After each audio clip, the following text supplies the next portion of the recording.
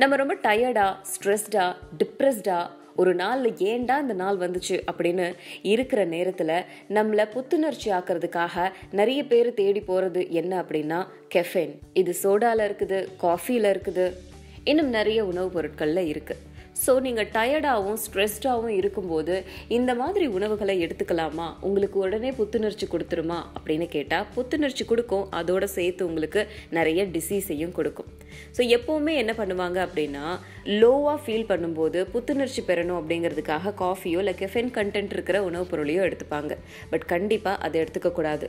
அது எது எதில் இருக்குது அப்படின்னா pastries, soft drinks, chocolate, ice cream, biscuits, இந்த மாதிரி குவிக்காக பூஸ்ட் தரக்கூடிய எல்லாத்துலேயுமே அது இருக்குது.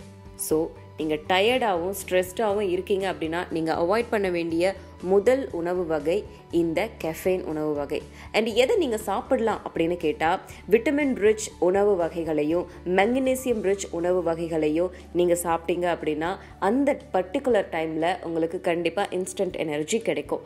அதே மாதிரியே பனானா, வாழைப்பழமாக இருக்கட்டும், கூடவே எக்கு, இந்த எக்கு, வாழைப்பழம் இந்த மாதிரியான உணவுப் பொருட்களும் உங்களுக்கு இன்ஸ்டண்ட்டாக எனர்ஜி கொடுக்கக்கூடியது.